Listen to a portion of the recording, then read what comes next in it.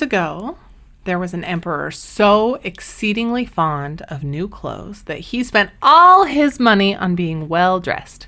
He cared nothing about reviewing his soldiers, going to the theater, or going for a ride in his carriage, except to show off his new clothes. He had a coat for every hour of the day, and instead of saying, as one might about another ruler, "The king's in council," here they always said, "The emperor's in his dressing room." In the great city where he lived, life was always wonderful. Every day many strangers came to town, and among them one day came two swindlers. They let it be known they were weavers, and they said they could weave the most magnificent fabrics imaginable. Not only were their colors and patterns uncommonly fine, but clothes made of this cloth had a wonderful way of becoming invisible to anyone who was unfit for his office or who was unusually stupid.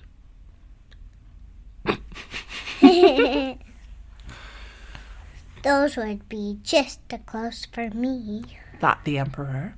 If I wore them, I would be able to discover which men in my empire are unfit for their post. And I could be able to tell the wise men from the fools. Yes, I must get some of this cloth right away. He paid the two swindlers a large sum of money to start work at once. They set up two looms and pretended to weave, though there was nothing on the looms. All the finest silk and the purest old thread which they demanded went into their traveling bags while they worked the empty looms far into the night. I'd like to know how those weavers are getting along with the cloth, the emperor thought, but he felt slightly uncomfortable when he remembered that those who were unfit for their position would not be able to see the fabric. It could have been that he doubted himself, yet he thought he'd rather send someone else to see how things were going. The whole town knew about the cloth's peculiar power, and all were impatient to find out how dumb their neighbors were. I'll send my honest old minister to the weavers, the emperor decided. He'll be the best one to tell me how it will look, for he's smart and no one does his job better. So the honest old minister went to the room where the two swindlers sat working away at their empty looms. Heaven help me, he thought as his eyes flew wide open. I can't see anything at all. But he did not say so. Both the swindlers begged him to be so kind as to come near to approve the excellent pattern, the beautiful colors. They pointed to the empty looms, and the poor old minister stared as hard as he dared. He couldn't see anything, because there was nothing to see. Heaven have mercy, he thought. Can it be that I'm a fool? I have never kissed it, and not a soul must know. Am I unfit to be the minister? It would never do to let on that I cannot see the cloth. Don't wait, tell us what you think, said one of the weavers. The old minister peered through his spectacles. Oh, it's beautiful. It's enchanting. Such a pattern. What colors? I'll tell the emperor all about it. The swindlers replied. We're pleased to hear that. They proceeded to name all the colors and to explain the intricate pattern. The old minister paid the closest attention so that he could tell it all to the emperor, and so he did. The swindlers at once asked for more money, more silk and gold thread to get on with the weaving, but it all went into their pockets.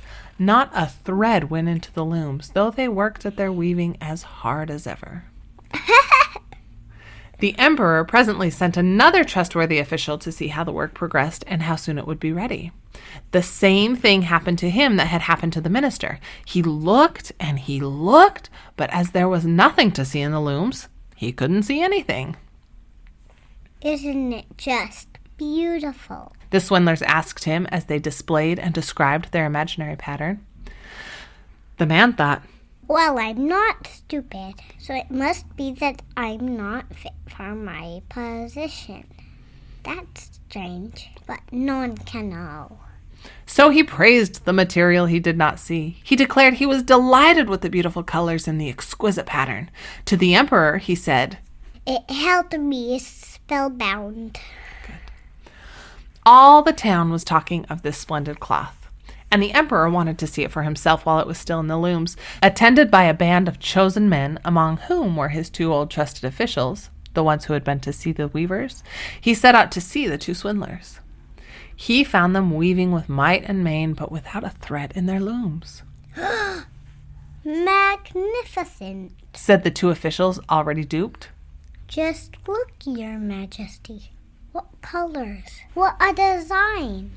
They pointed to the empty looms, each supposing that the others could see the stuff. What's this? Thought the emperor. I can't see anything. This is terrible. Am I a fool? Am I unfit to be the emperor? What a thing to happen to me, all people. To everyone else, he said, Oh, it is very pretty. It has my highest approval.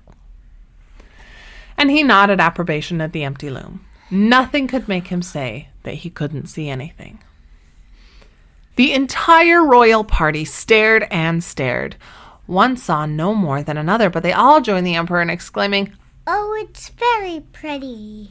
And they advised him to wear clothes made of this wonderful cloth, especially for the great procession he was soon to lead.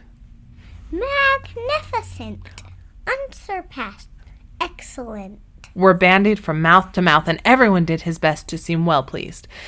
The emperor gave each of the swindlers a cross to wear in his buttonhole and the title of Sir Weaver. Sir Weaver. Before the procession, the swindlers sat up all night and burned more than 6 candles to show how busy they were finishing the emperor's new clothes. They pretended to take the cloth off the loom. They made cuts in the air with huge scissors, and at last they said, Now the emperor's new clothes are ready for him. Then the emperor himself came with his noblest noblemen, and the swindlers each raised an arm as if they were holding something. They said, These are the trousers, this is the coat, and here is the mantle. All of them are light as a spider web. You might think you have nothing on, but that is what makes it so fine. The noblemen all agreed, Exactly. though they could see nothing, for there was nothing to see. If your majesty will be so kind as to remove your pajamas, we will help you with a new clothes in the mirror, said the swindlers. The emperor undressed, and the swindlers pretended to put his new clothes on him, one garment after another. They took him around the waist and seemed to be fastening something. That was his train, as the emperor turned round and round before the looking-glass. Your Majesty, you look wonderful. The clothes are so fancy. The pattern is so perfect. The colors are exquisite. What a marvelous outfit. The emperor heard on all sides. Then the minister of public processions announced, Your Majesty's canopy is waiting outside. Well, I'm supposed to be ready. the emperor said, and turned again for one last look in the mirror. It's a remarkable fit, isn't it? He seemed to regard his costume with the greatest interest. The noblemen who were to carry his train stooped low and reached for the floor as if they were picking up his mantle. Then they pretended to lift and hold it high. They didn't dare admit they had nothing to hold. So off went the emperor in procession under his splendid canopy.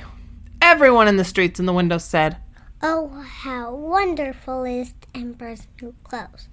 Don't they fit him perfectly? And see his long train. Nobody would confess that he couldn't see anything, for that would prove him either unfit for his position or a fool. No costume the emperor had worn before was ever such a complete success. But a little child in the audience said, But he has nothing on. The father, embarrassed, replied, Oh, such innocence. and one person whispered to another what the child had said. He has nothing on. A child says he has nothing on. The whole town cried out at last. He has nothing on. The emperor shivered, for he suspected they were right, but he thought, the procession must go on. so he walked more proudly than ever as his nobleman held high the train that wasn't there at all. The end.